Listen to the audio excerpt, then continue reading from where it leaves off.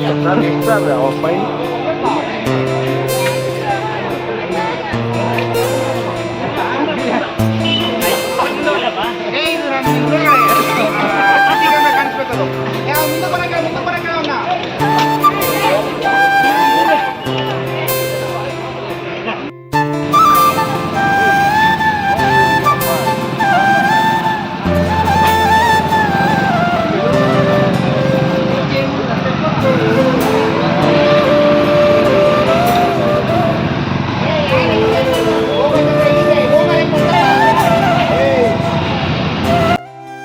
ಅಂತ ಹೇಳ್ಬಿಟ್ಟು ಕೇಳೋ ಸಬ್ ಇನ್ಸ್ಪೆಕ್ಟ್ರು 12ನೇ ತಾರೀಕಿಂದ ನಮ್ಮ ನಿನ್ನೆ ಆದಂಥ ಹೆಲ್ಮೆಟ್ನ ಕಂಪಲ್ಸರಿ ಮಾಡಿದ್ದೀವಿ.